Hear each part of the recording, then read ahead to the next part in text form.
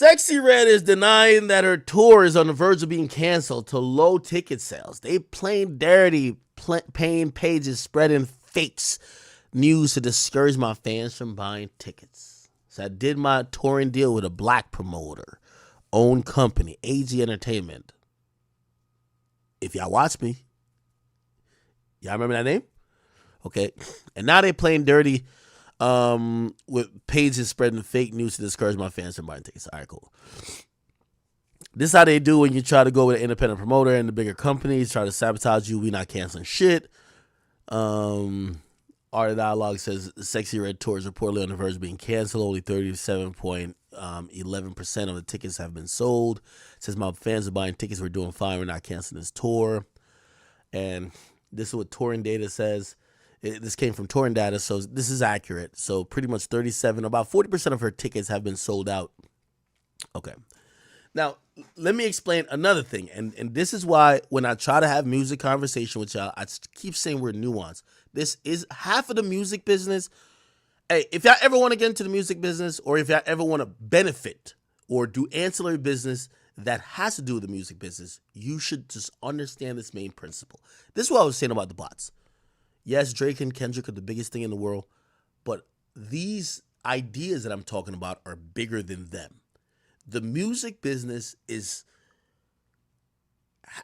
you're going to see the same thing happen over and over and over and over and over again. All right? What's happening here, let me give you an explanation. So Sexy Red announced a tour. Now, let me tell you from what I've known, and I haven't really even done usually I do my little call around to the industry and get more info, but I already know what this is.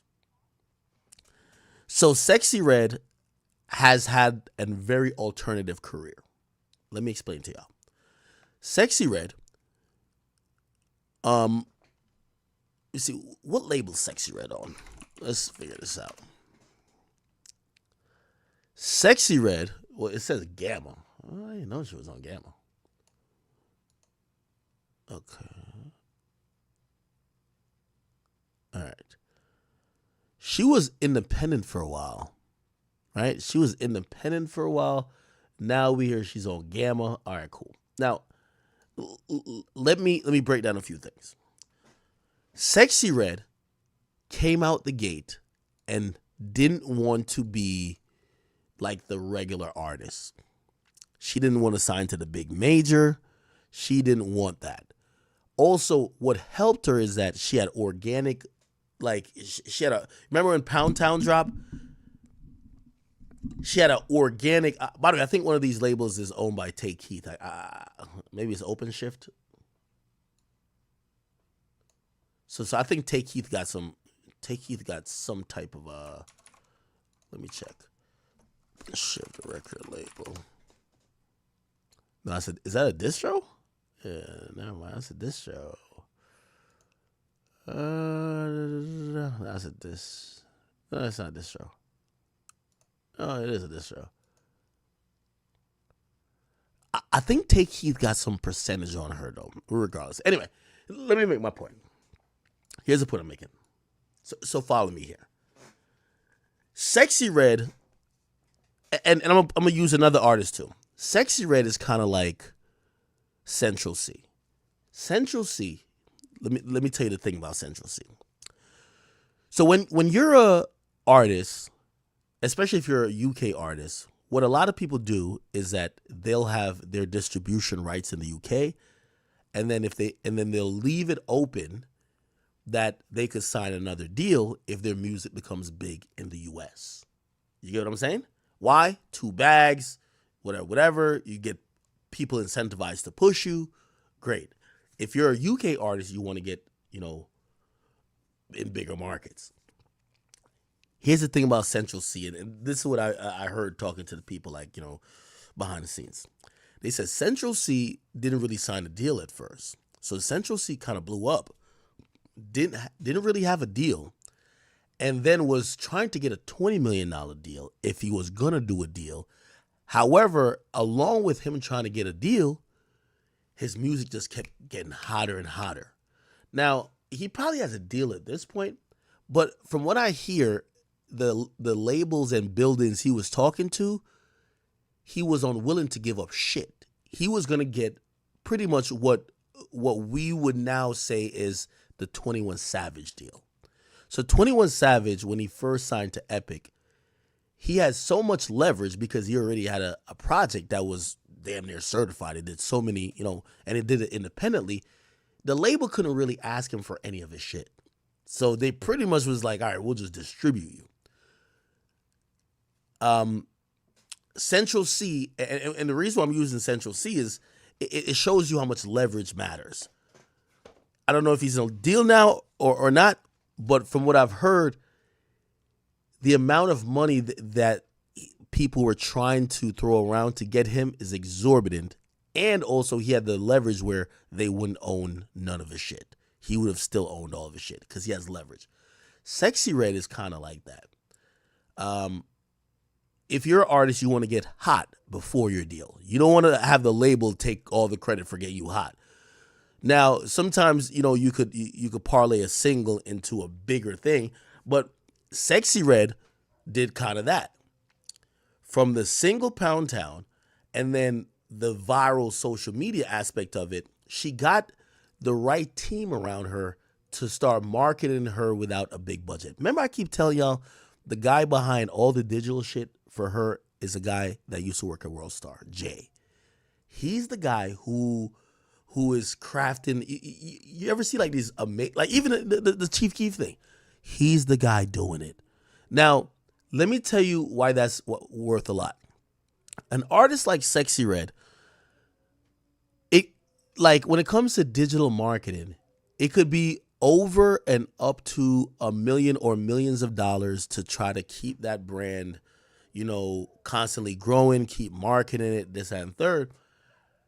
Sexyy Red, like a 6ix9ine, has gotten it for marginal amount of the price. Almost damn near nothing. She knows how to manipulate social media and media outlets to post her for free. So again, she's someone, came in the game, has some association with the biggest artist in the world, Drake. Didn't really sign like some crazy deal yet, and also use the internet to fuel her shit so crazy. Now, I know you're probably saying, Ak, what the fuck what's you're saying got to do with this?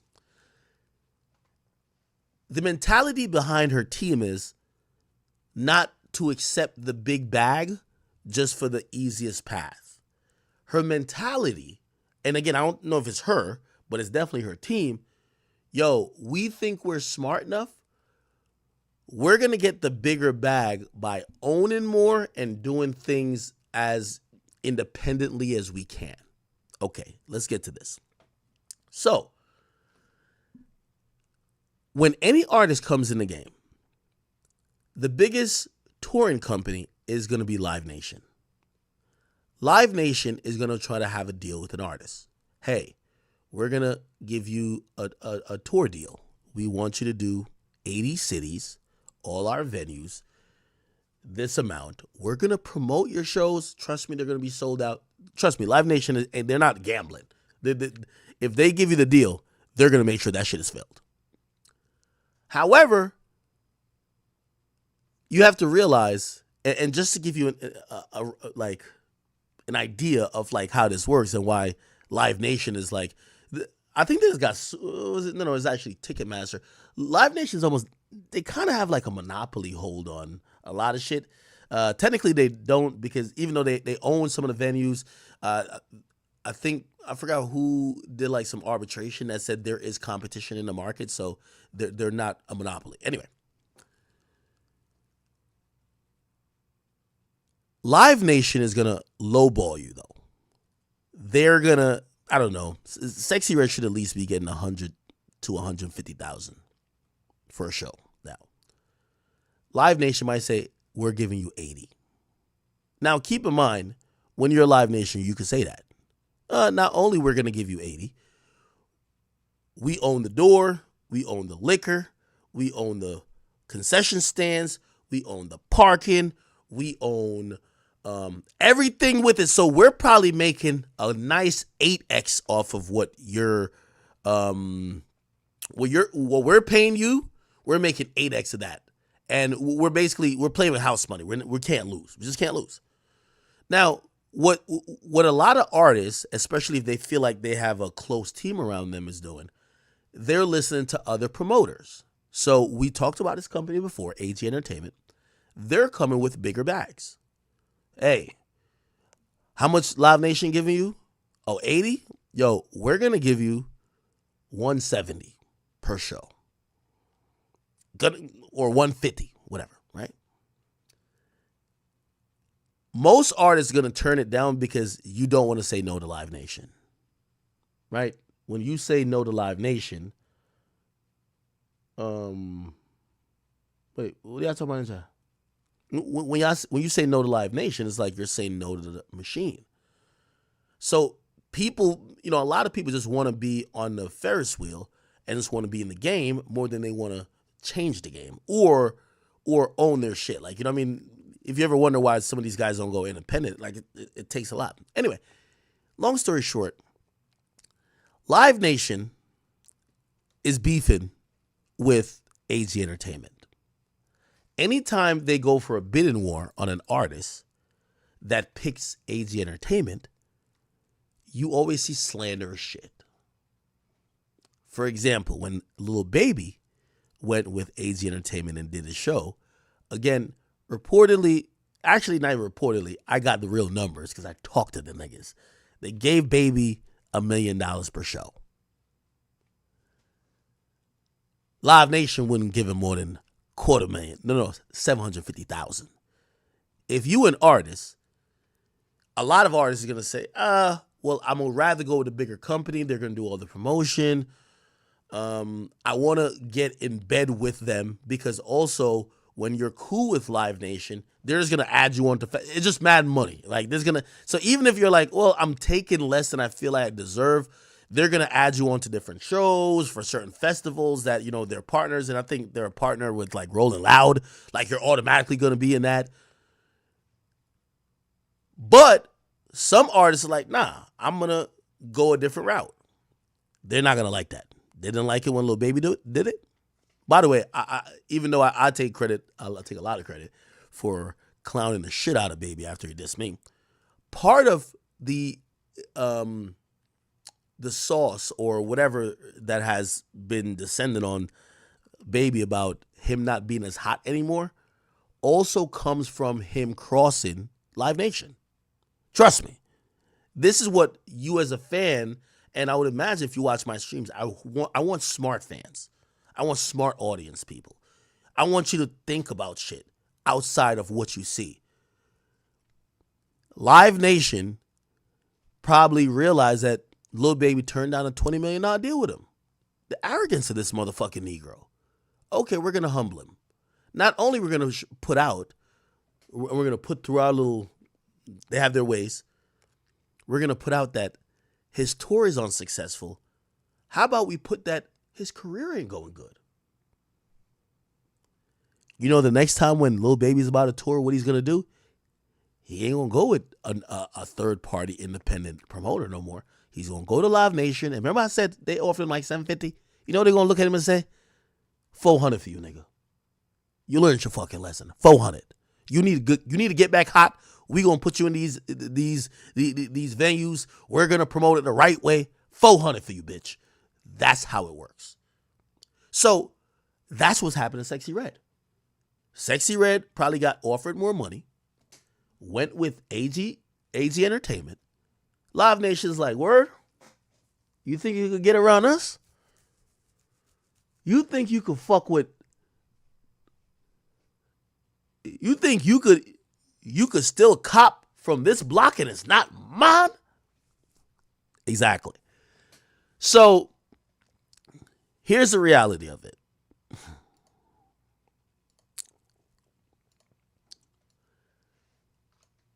And let me break down touring slightly. Artists like Sexyy Red, Moneybagg Yo, they aren't huge ticket sellers on pre-sales and shit like that. Who's Sexyy Red's audience? ratchet bitches, baby mamas, whores, degenerates. When you see 40% sold, these are pre-sold tickets. For every artist,